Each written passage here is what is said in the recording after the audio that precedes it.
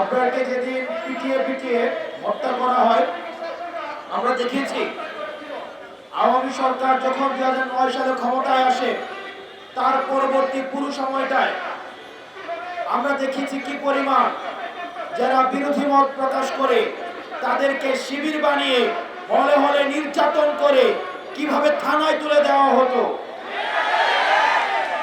আমার এই বাম পাশে অনেকেই আছে, তারা বিরোধী মতের ছিল, হয়তো সরকারের সাথে আপোষ করে নাই, হয়তো সরকারের সাথে সহমত জানায় নাই। যখনই দেখা গিয়েছে তারা সরকারের যৌক্তিক বিরোধিতা করেছে, তখন তাদেরকে শিবির ব্লেম দিয়ে, ছাত্রদল ব্লেম দিয়ে পশুর মতো নির্যাতন করে তাদেরকে শাহবাগে এসে তুলে দিয়ে যেত। ঠিক এই ধরনের অপকর্মের তৎকালীন সময়ের কিছু শিক্ষক ছিল, তারা এগুলোর প্রশ্রয় দিত, আশ্রয় দিত। আমরা সেসব প্রক্টরকে দেখেছি, শিক্ষককে দেখেছি, ছাত্রলীগের পৃষ্ঠপোষকতায় থেকে তারা এই ধরনের কাজগুলোকে প্রশ্রয় দিয়েছে। আমাদের সময় আমরা দেখেছি, যদি মরে যায় তাহলে সে হয়ে যায় আবরার, আর যদি বেঁচে যায় তাহলে সে হয়ে যায় শিবির। আমরা সেদিন আবরারের মৃত্যুর পর আমরা রাস্তায় নেমে এসেছিলাম। পরবর্তীতে আক্তার ভাইকে আমরা দেখেছি আবরারের জন্য মঞ্চ করেছে আমাদের পলাশীতে, সেখানে সে মঞ্চ ঘুরিয়ে দিয়ে ফ্যাসিবাদী শক্তির লাঠিয়াল বাহিনী ছাত্রলীগ তাদের নির্যাতনের খড়গ ক্যাম্পাসে আবার পুনর্বাসিত করেছিল। আজকে ছাত্রলীগ তোমরা কোথায়? আজকে সাদ্দাম তুমি কোথায়? এনাম তুমি কোথায়? আমরা এই ফ্যাসিবাদ বিরোধী আন্দোলনে ছাত্রলীগের 20টা দাম্য উঠে ফেলেছি।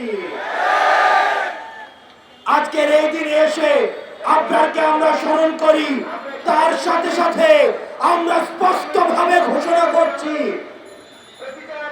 যতদিন পর্যন্ত 24 পরবর্তী আন্দোলনের বাংলাদেশ থাকবে, যারা ফ্যাসিবাদকে প্রশ্রয় দিয়েছে, যারা ফ্যাসিবাদের সাথে ছিল, যারা ফ্যাসিবাদের লাঠিয়াল বাহিনী হিসেবে কাজ করেছে, তাদের পুনর্বাসন এই বাংলাদেশে আর কোনোদিন হবে না, হবে না, হবে না। শেখ হাসিনাকে আমরা পদত্যাগ করিয়ে সে ভারতে পালিয়ে যেতে বাধ্য হয়েছে, কিন্তু সে ভারতে গিয়ে তার যে সঙ্গপাঙ্গ রয়েছে তাদেরকে নিয়ে প্রতিনিয়ত বাংলাদেশের বিরুদ্ধে ষড়যন্ত্র করে যাচ্ছে।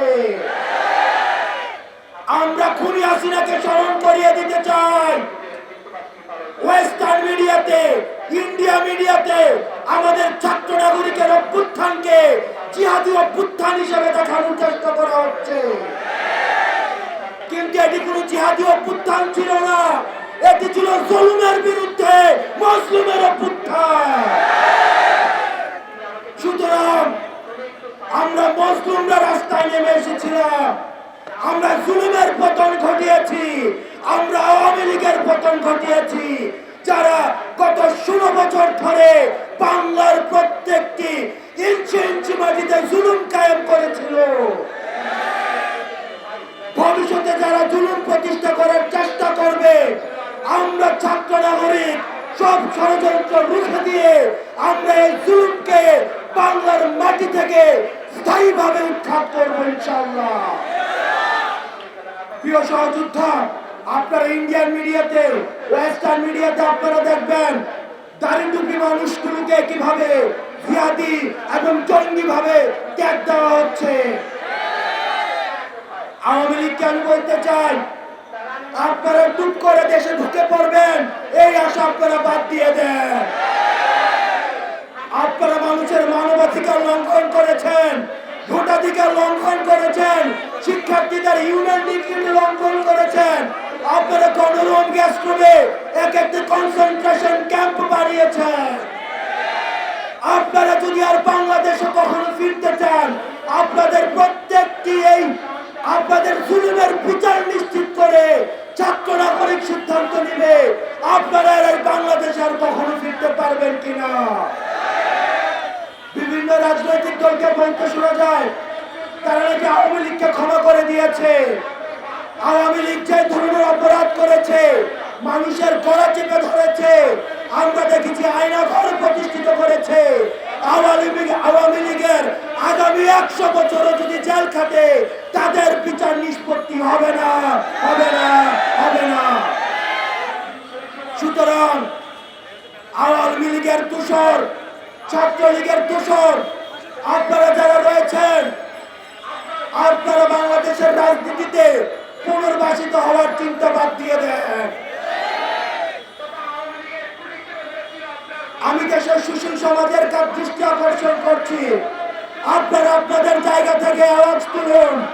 যারা গণতন্ত্রকে হত্যা করেছে, বিএনপির উপর নির্যাতন করেছে, শিবিরকে রক্ষাটমালে সবসময় নির্যাতন করেছে, যারা বিরোধী দলকে দমন করেছে, যারা গত 3টা ইলেকশনকে প্রশ্নবিদ্ধ করেছে, এইসব সংসদ সদস্যকে কেন রাষ্ট্রদ্রোহী মামলায় জড়ানো হবে না? তাদের সম্পদ কেন বাজেয়াপ্ত করা হবে না?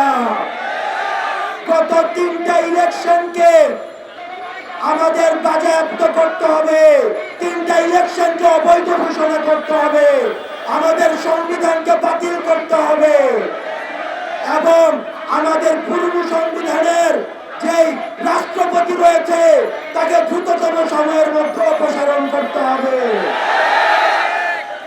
আমরা বলে দিতে চাই, একজন আবরারকে আপনারা পিটিয়ে পিটিয়ে হত্যা করেছেন, আজকে লক্ষ লক্ষ আবরার বাংলাদেশের প্রতিটি প্রান্তরে জেগে উঠেছে। সুতরাং আমরা ছাত্র নাগরিক জীবনের মায়া ত্যাগ করে আমরা রাস্তায় নেমে এসেছি। আমরা ছাত্র নাগরিক ফ্যাসিবাদকে উৎখাত করেছি, আমরা ছাত্র নাগরিক আওয়ামী লীগের পতন ঘটিয়েছি। সুতরাং আওয়ামী লীগের ভবিষ্যৎ, ছাত্রলীগের ভবিষ্যৎ কি হবে সেটির সিদ্ধান্ত ছাত্র নাগরিক নেবে। আর আমরা ছাত্র নাগরিক সিদ্ধান্ত নিয়েছি, যতদিন না পর্যন্ত আওয়ামী লীগের, ছাত্রলীগের বিচার নিশ্চিত হয় ততদিন পর্যন্ত বাংলার মাটিতে তাদের পুনর্বাসন হবে না, হবে না, হবে না।